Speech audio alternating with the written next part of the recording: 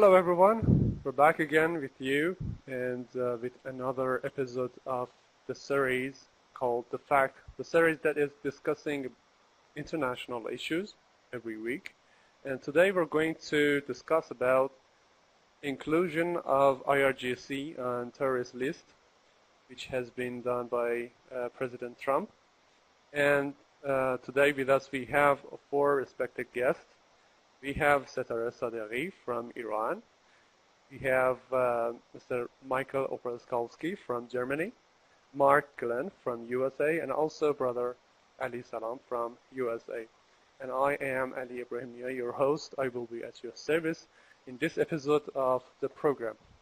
I would like to start with Brother Mark Glenn with the first question. As you know, recently Trump has put IRGC as a official military service of a country on a list which is basically for terrorist groups. I would like to know about the reason behind that. What President Trump tries to achieve with this decision? Okay. First of all, can you hear me okay? Yes, we can hear you. Okay. Only keep your microphone a bit closer.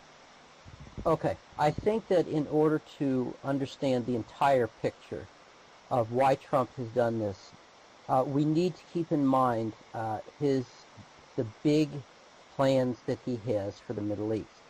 He wants to be the one remembered in history as having, quote-unquote, solved the Israeli-Palestinian problem.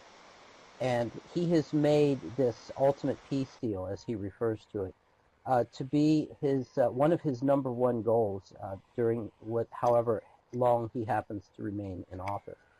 And so what he is doing, besides labeling the IRGC as a terrorist entity, but also, basically giving away the Golan Heights to Israel and, of course, moving the U.S. Embassy to Jerusalem.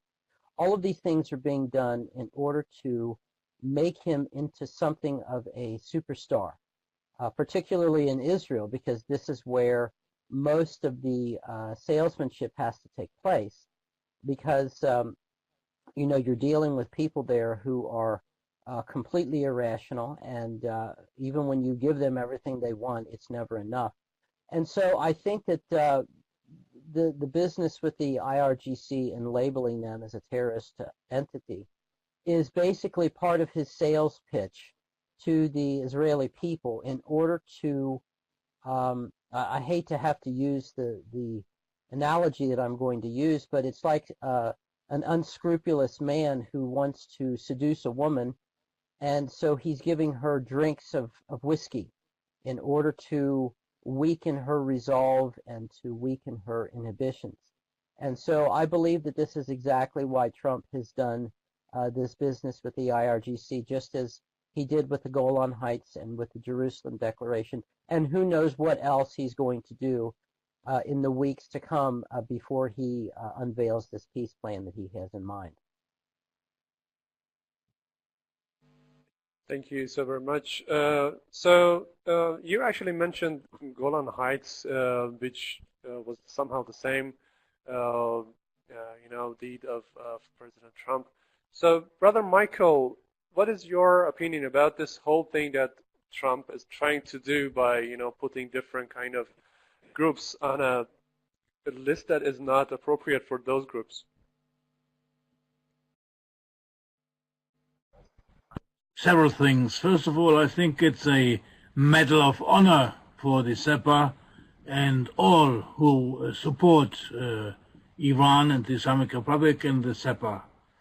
And it was immediately commented by the Syrian army, the brothers from Hezbollah and the brothers from the Iraqi resistance on the same level. And it was very clearly stated that there's a growing unity of resistance and strength of resistance against this mad move. But it's not just a mad move by a lunatic. It is the desperation that so far all other methods of destabilization against the Islamic Republic failed. So what they now try to do is, the Americans, and not only them, never forget the Europeans and never forget the Germans, because they are following with a different tactic, with a slight difference, but in generally the same line. The aim is the regime change in Tehran, and the desperate act against the SEPA is trying to find those forces who on the ground in Iran to do the dirty job. But inshallah, those forces will go to nowhere. It will go to clashes, and the big shaitan, the big Satan, and all the smaller satans, devils, and especially the Zionist regime will, at the end of the day, completely be in tatters. In any case, it is one thing is a desperation of the American imperialism. On the other thing, we all, and they include us, those people who support the resistance, we have to be very careful for the next steps. For example, here in Germany, and never forget the ugly German face, because here in Germany it's getting more and more risky not only to criticize the Zionist regime officially, openly, publicly, but also to support the resistance forces, and the Sepa Pastoran are a key element of the resistance forces. But in any case, they shall try to do, and as Imam Khomeini said, they can do at the end nothing. They can do nothing. Right. Well, thank you so very much. But Brother Ali, do you think this kind of decision that happened recently would affect the position of IRGC in the region, either about its influence or power, or anything that is concerned about IRGC? Do you think this whole thing can change a thing about this military service? First of all, Bismillah ar-Rahman ar-Rahim, I begin in the name of Allah, the most merciful and the most compassionate. Allah is the best of planners, and I think that the IRGC is here to stay and won't be affected by the decision anytime soon. As the leader of the Islamic Revolution has said, thank God that our enemies are idiots, and I think in some way this might actually be even a good thing, because no longer can the American military feel like they can violate Iran's territorial waters and not even respect that even notion of a territorial waters without any kind of but now that they're being designated as a terrorist organization, as a tit for tat by the Islamic Republic of Iran, there's a lot more grave dangers. And I think there are certain elements of the U.S. military, of people who join because they just want to kill Arabs and Persians and so on and so forth. But I think there is also some elements within the American military that are a little bit aware of certain things. Maybe they watched the Passion of the Christ back in the early 2000s, and they got woken up a little bit. Or maybe they voted for Ron Paul in 2008, or maybe they supported Trump because of the non-interventionist promises that he made during his election campaign, and they don't want to die in Israeli wars, and they don't want to support American policies that are unjust. Now, I don't know what the percentage of this group is. It may even be a small percentage, but it's better than nothing, and it may end up being a factor that causes some American military personnel to desert if they're ever brought to this type of situation, because the people who do have this type of awareness know that if they confront the Islamic Republic of Iran, it will be a graveyard for them, and I don't think they want to do that, especially when it has no benefit to the United States whatsoever, or at least the American people. Maybe to a few oligarchs and the wealthy of the United States, most of which are Jewish supremacist Zionists, but also includes some Gentile American, corporatists and traders and everything like that. So I think, and I'm somewhat on the side of Brother Mark, and I think that there is a greater realpolitik going on.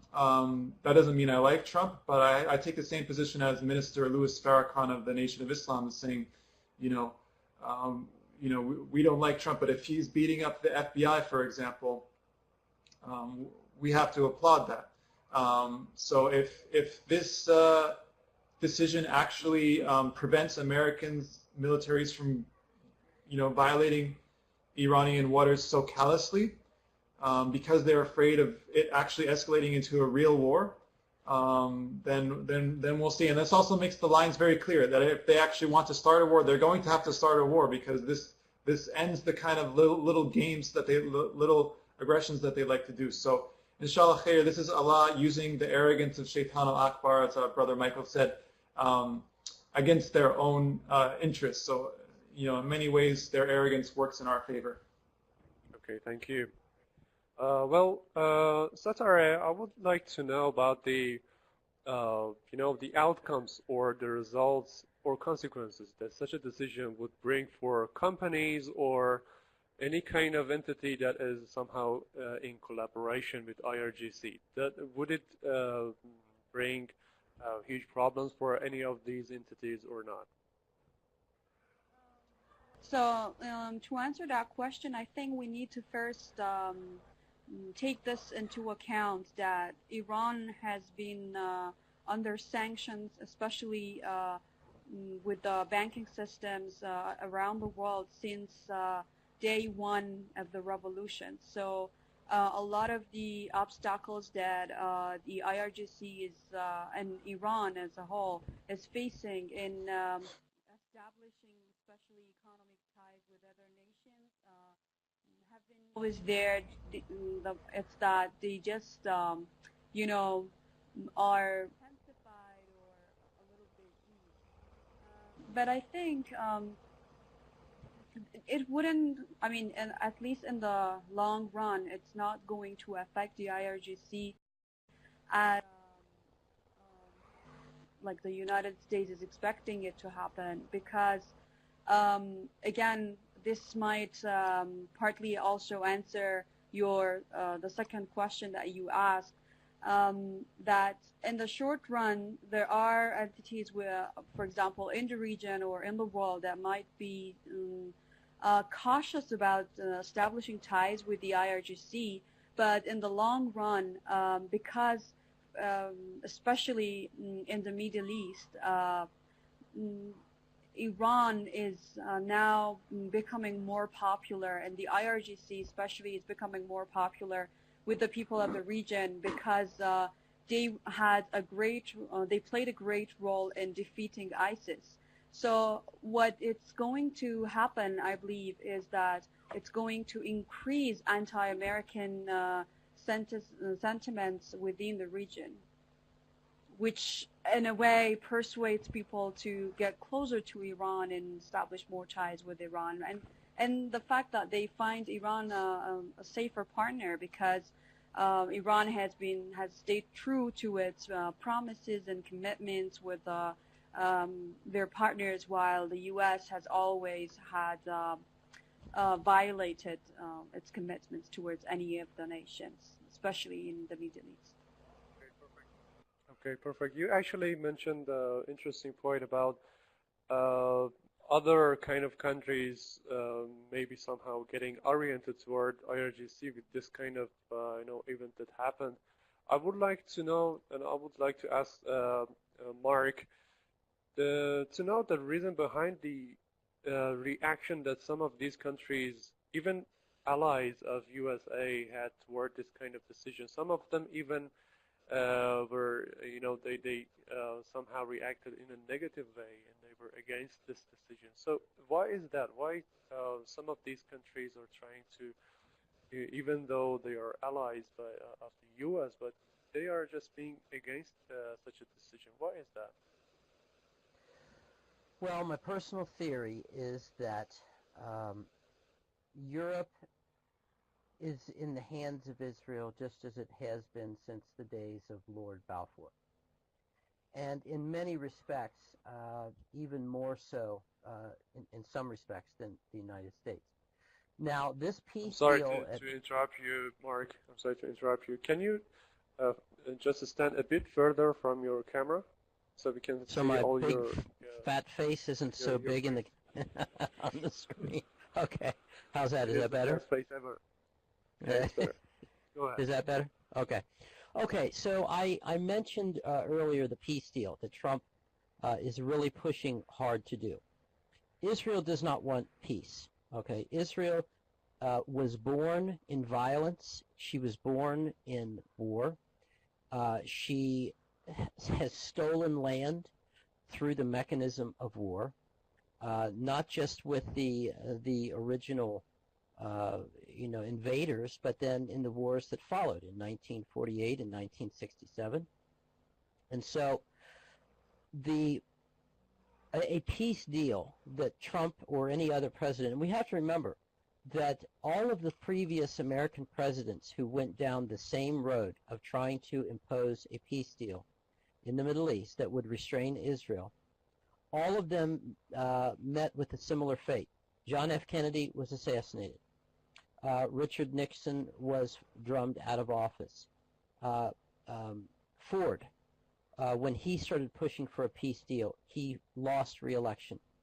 Carter pushed through the 1979 peace deal between Egypt and Israel and then started moving on a deal with the Palestinians, and he lost re-election. George H.W. Bush, the old man, used his leverage after the destruction of Iraq to put the squeeze on Israel for the peace conference in Madrid, and he lost re-election. Bill Clinton was pushing for this peace deal and achieved, as much as it was obviously a very insufficient peace deal, and then he was impeached. And so now we have Donald Trump pushing for this peace deal. And Donald Trump is a real estate magnate, and he has worked in the most Jewish and in the most Zionist real estate market for the last 40 years, which is in Manhattan, New York City. So they know what he's like, and they know that once he puts his mind to doing something, that there's no turning him back from it. Okay, now bringing this thing around to Europe. They are going to throw everything up against Trump that they can in order to frustrate him and in order to try and cause that type of emotional reaction from him that the press can then use in undercutting and undermining his base of support here in America. Your other guest from Germany was very accurate in his statement about Europe. Europe is the one that created this monster in the Middle East known as Israel. Europe is just as treacherous as the United States is. They may be a little bit more refined about it, but don't lose sight for a moment of the fact that Europe is an enemy of Iran, even though Europe seems to make certain noises and to engage in certain gestures that gives the appearance of them being more reasonable. They want to do business with Iran. They were against doing away with the JCPOA. Okay, but Europe is treacherous. You cannot trust Europe. The only difference between Europe and America is that America does not go to the lengths in trying to make her treachery appear more sophisticated. So as far as the Europeans reacting to Trump's declaration or his decision about the IRGC, the Iranians should not, and please let me underscore this point very strongly here, the Iranians should not, under any circumstances, ever assume for a moment that Europe is on Iran's side, because they're not. Even the Iranian or the Europeans being against the doing away with the JCPOA. Okay, my personal position on the JCPOA, and I realize this is easy for me to say because I'm not living in Iran under the sanctions, but nevertheless, this was a subversive act this was an act in undermining Iran's sovereignty and in goading, tricking Iran into bit by bit lowering her standards so that she could keep up with this lifting of sanctions. Okay, you have to open up your media to the corrupting influences of Western media. You have to do away with your security services, which in Iran are unparalleled in the Middle East and even throughout the world. They're very good security services.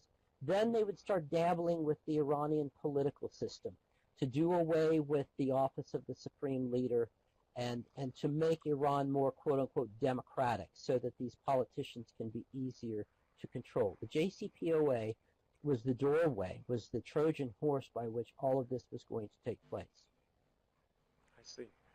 Well, thank you. But I would like to ask next question from Brother Michael. Do you think IRGC was eventually effective in the Middle East, either for the governments of the countries around Iran or the people?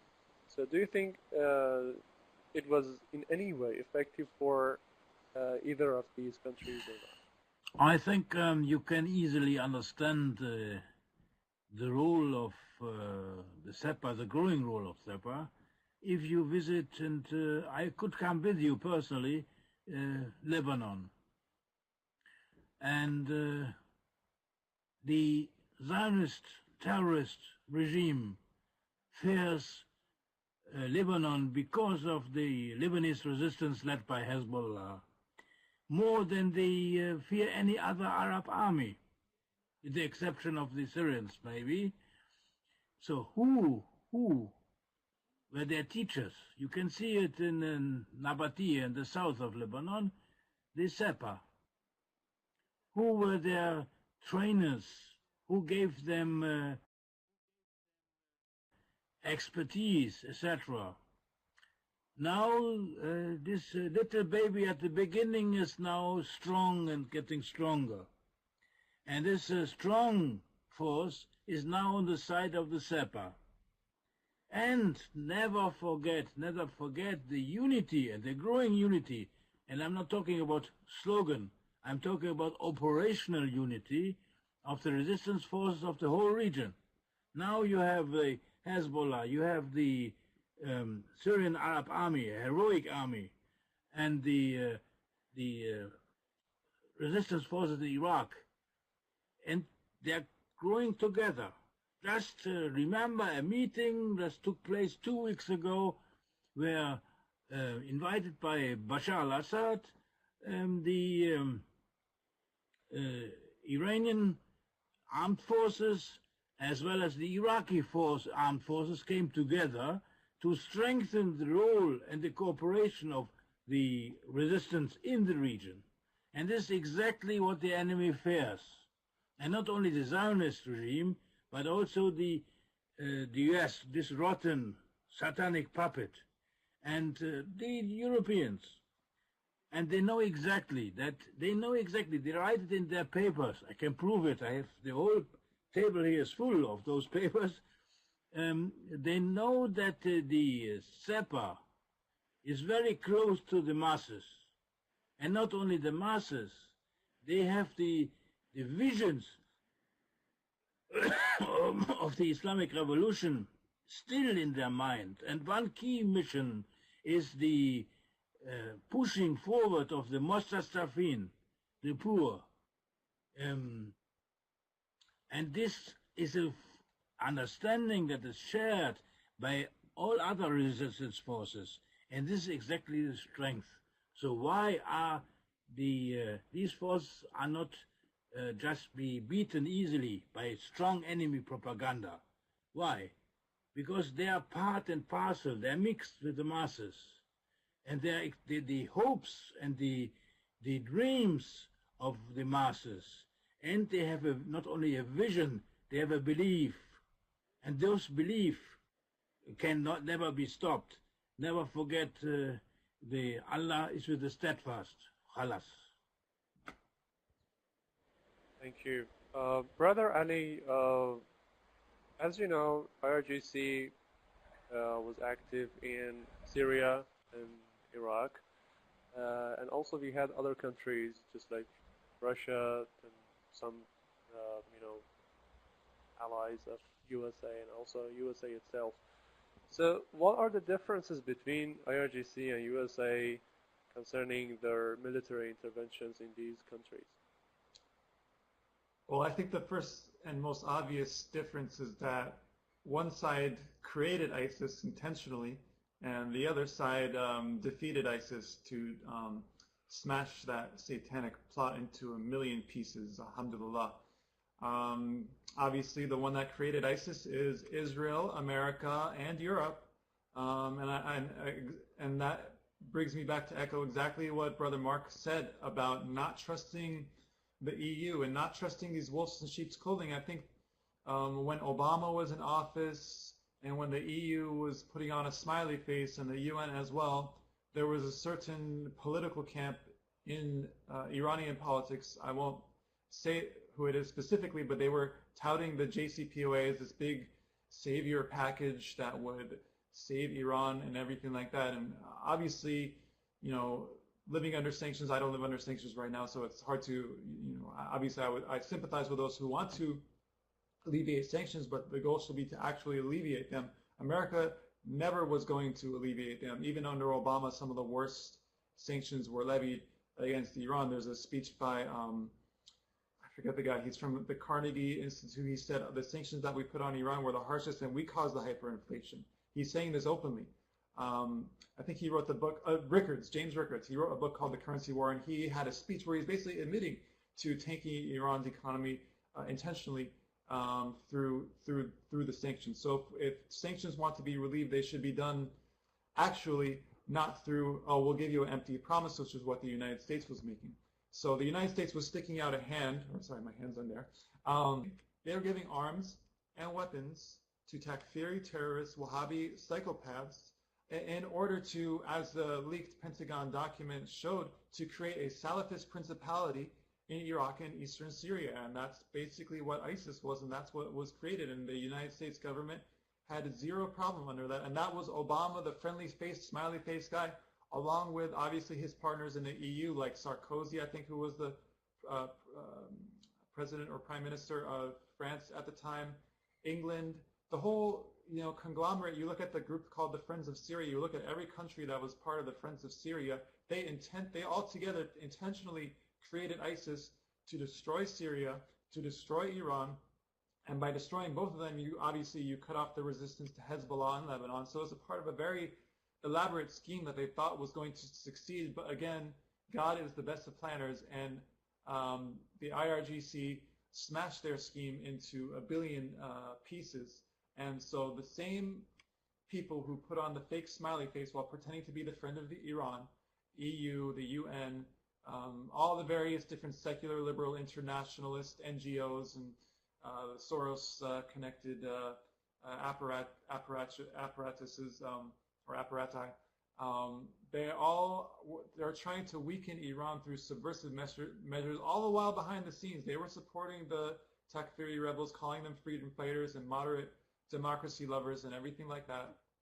So they really want to chip away at Iran through subversive measures that fool the people. But now the mask is off, and like I said, that's actually a good thing, because now we know where we stand. But we have to be much more cautious about the EU, because they still have tools up their schemes to do something similar like what they did to creating ISIS. So, but as Brother Michael had mentioned, IRGC is a hero for defeating ISIS, and it also exposes the other puppet regimes in the Middle East, like Saudi Arabia and Jordan and others, for what they are, as being essentially satellite states of the United States and Israel. Thank you.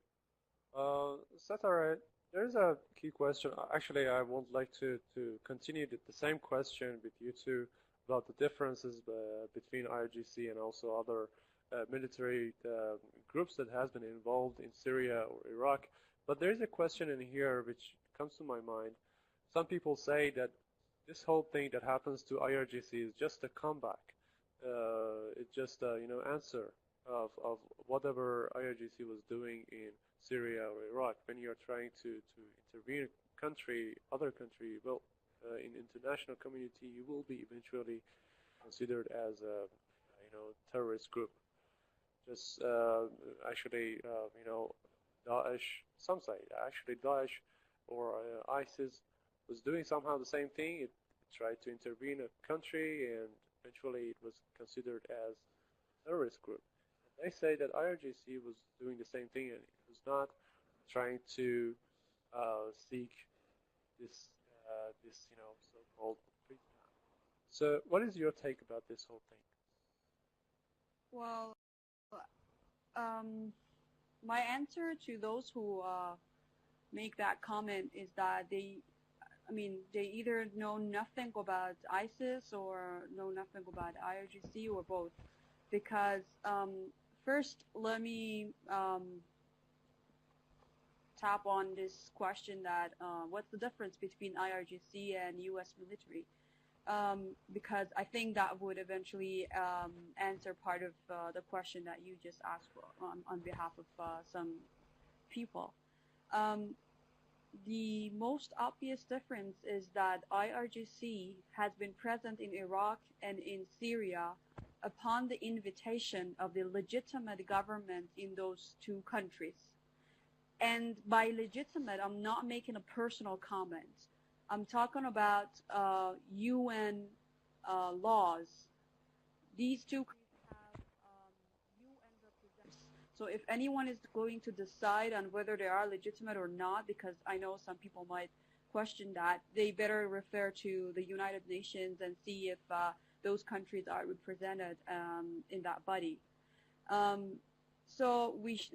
But what about the U.S.? The U.S. military has never been welcomed or invited to any of those places. They have imposed themselves on those nations, whether in Afghanistan, whether in Pakistan, whether in Iraq, in Syria, everywhere where the U.S. got involved, it was on the decision by the international community, as they call themselves. It was never by the invitation of those governments there. And the other difference is that whenever they try to help the opposition groups or rebel groups, as they call them again, those weapons and those equipment mistakenly a few times ended up in the hands of the terrorists.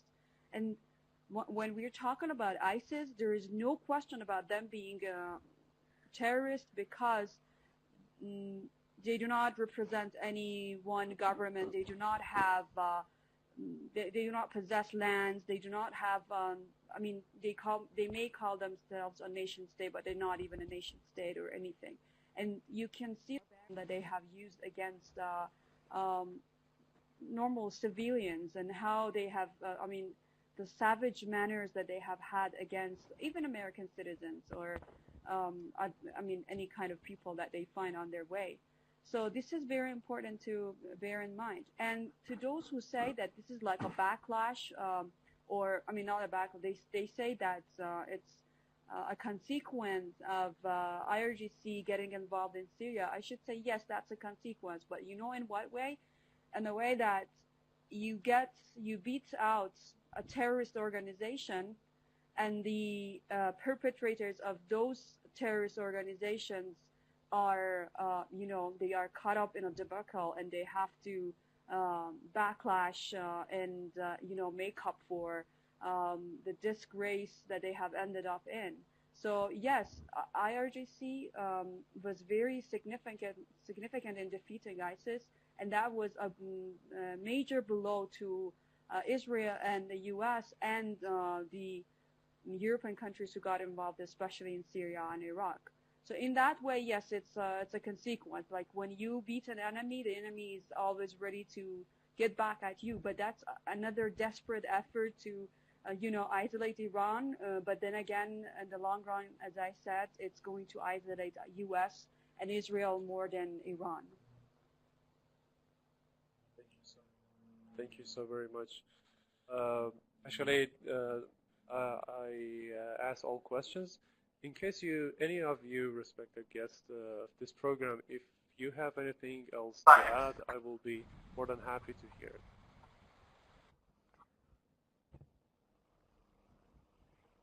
Mark, you want to add something? I think that it's important. You know, politics is always, you know, it's always contentious, even amongst people who basically agree on things. You know, you will hear, you know, let's get into an argument about whether it's 6 or half a dozen. And so we can imagine then how contentious politics can be where there are differences, and especially where there is such this mountain of injustice and human suffering that has been caused because with people from the Middle East in general here in America. And you know, they love America here. The Iranians and the people from the Middle East, they love America. And they say, you know, we can arrive at some type of thing, you know, if we just do this and if we just do that. But you know, a wolf will always be a wolf. Okay, even if you manage to domesticate that wolf and to tame that wolf, it will still be a wolf. And you every moment of your existence with that wolf, you have to wonder, is he going to eat me? And you know, I hate to have to say this about my own country, and I hate to have to say this about my European background. I'm lucky in the sense that half of my family comes from your part of the world, the Middle East, and the other half comes from Europe. So I understand both mentalities. But I think that in this case, you know, Iran, the people of Iran, and especially the oppressed around the world, who have suffered under the boot of American and Zionist and Western imperialism, they should never forget that a leopard never changes its spots. And even if Trump does manage to, you know, create some type of miracle in America, and let's say that we pull out of all of these wars and all of the rest of it, America will always be America. And we should never, and remember, and it's an extension of Europe, and especially an extension of Great Britain, which has always been a very predatory nation. And I think that this is really the only way to go forward with this, is to recognize the nature of the beast. And the nature of the beast in this case is that you should never take your eye off of America. And any time that America extends her hand in friendship, you have to be very wary of that and make sure that America is not getting ready to pull you in close so that she can sink her fangs into your neck like a vampire. And so I think that really is where I would like to leave this, is that we should move forward with hope, but we should always be very, very careful. Thank you so very much, Mark. Well, I would like to put an end to this episode of the series of The Fact. I'm truly thankful to all four of you. Your words, your explanations were truly fruitful and informative, and I hope we can see you again in this program in next episodes.